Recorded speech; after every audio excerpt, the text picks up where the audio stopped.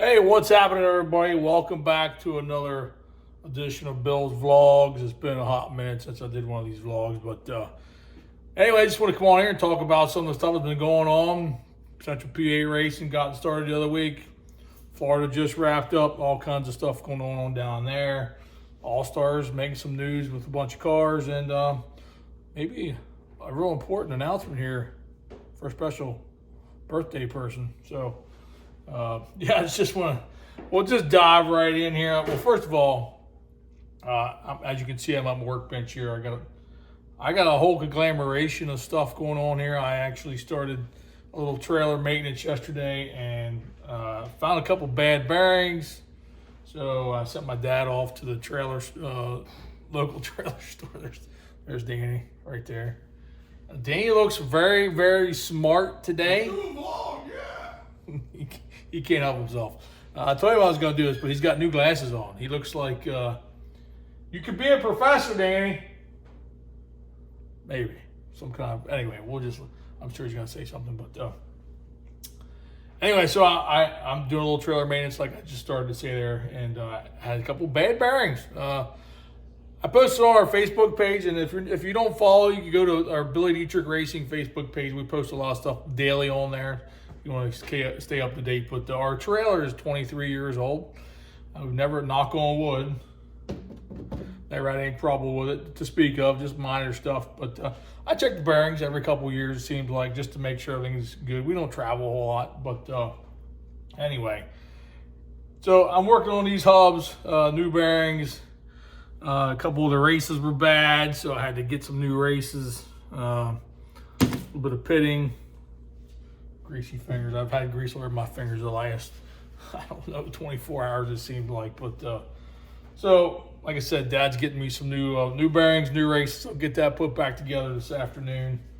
Another nice day here in Central PA, which we didn't have last weekend. So, we started the icebreaker the other week.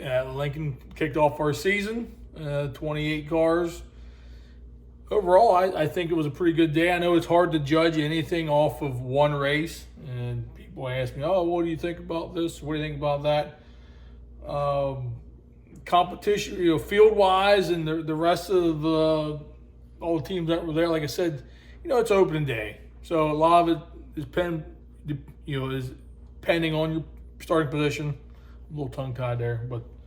Kind of like us, we were pretty good, but we started deep in the heat. First heat wasn't much passing, but overall it was a good day for us. We went forward, cars in one piece, everything went well. Everybody did a good job.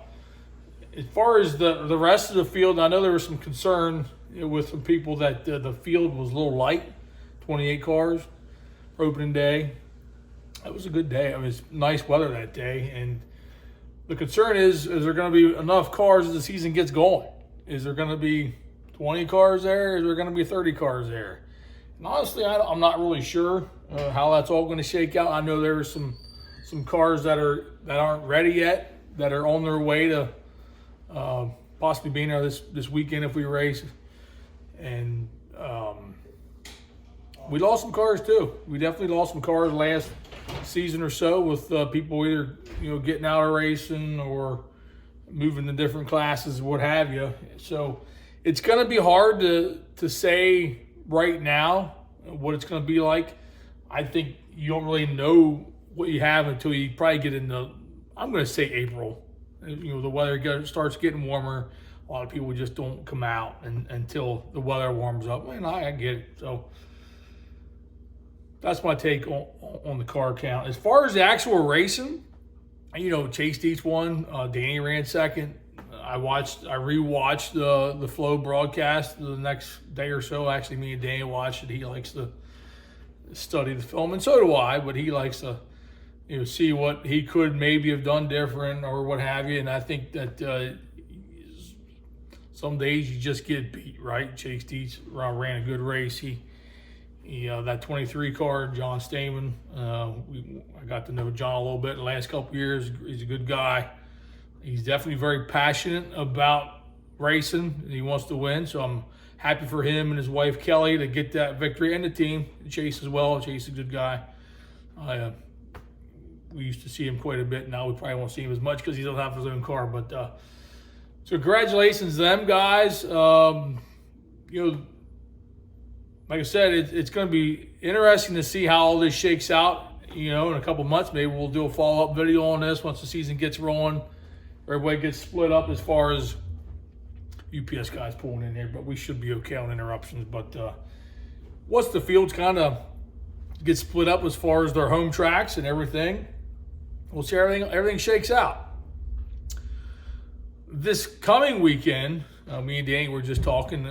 Port Royal all opens on Saturday, so Lincoln races Saturday as well.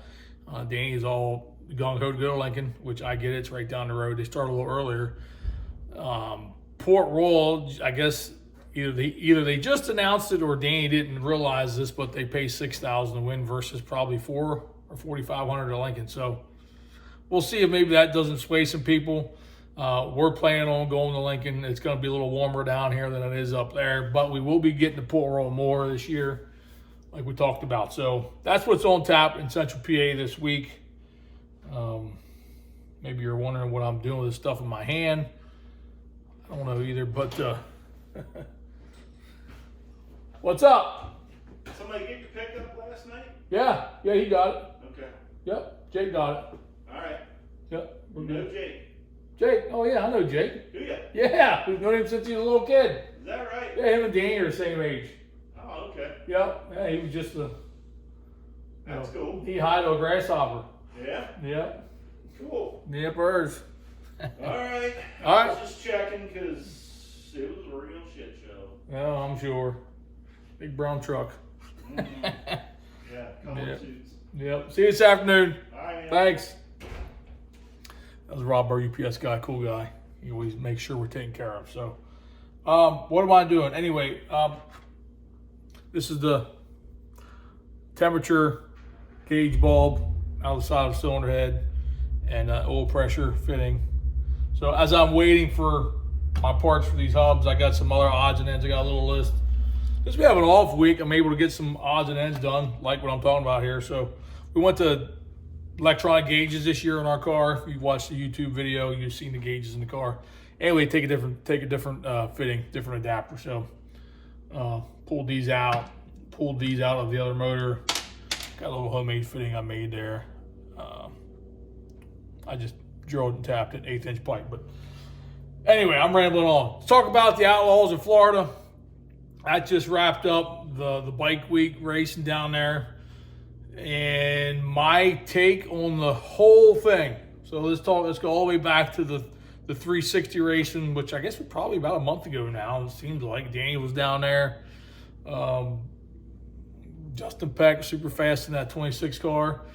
Something I wasn't aware of until Danny got back is the 360s are allowing aluminum blocks now, which means you can have a raised cam, you can do all this stuff. But basically, it's a 360 on steroids compared to what it used to be.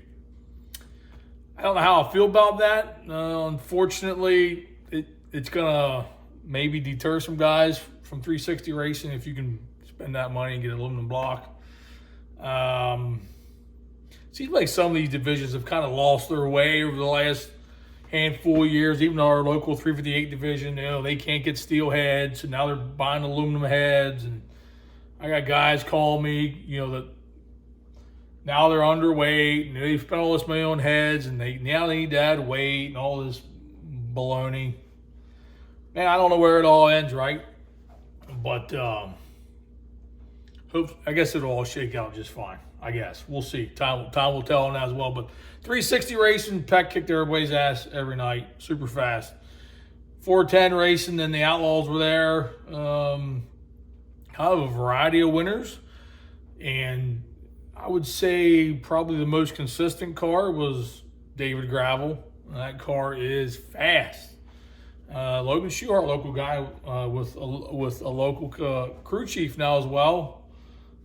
Kyle Pruitt. They added him to the team. He's got some speed. He looked good up front. And so we fast forward to this week. We just had the Monday Outlaw show. And David Gravel just makes everybody look silly. I mean, quick times, The first night starts outside pole, leads the whole race, and then last night, I think he might have started. I don't know. He didn't start in the front row. I'm going to say he was either third or fourth, somewhere in that way, maybe fifth. Just drives right to the front, kicks everybody's butt. I mean, it makes it look easy. It's amazing how fast that car is. And these guys that are chasing him, they're gonna have some work to do. As of right now, obviously you get to other tracks, it might change, but if Florida's any indication, them guys are just rolling. He's a smart driver. You got Cody Jacobs with just got the car dialed in, the whole crew there, and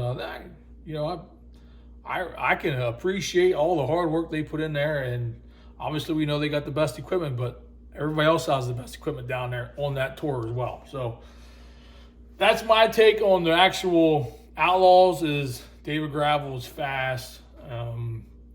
He's going to be hard to beat. I don't think it wouldn't be a stretch to say he's lining up for making another title run. I think he's right there. On another note from Florida, one thing that I thought was a bit disappointing was the actual racing surface. I know last night they made an announcement about resurfacing the track in the coming months, but man, I stayed up and I watched the races, and by all means, let me know what you think if you watch, but every night the track was just so fast. And I get it, they claim it to be the world's fastest half mile, and it is fast, but the faster the cars go, the harder it is to pass. Okay, now I know Gravel passed some cars last night. He was the exception to the rule, right? But a slicker track makes for better racing. And I think everybody kind of agrees with that on the competitor side. So if you're a fan and you're watching, what do you think? Do you like a wet, fast track? Do you like a slick track?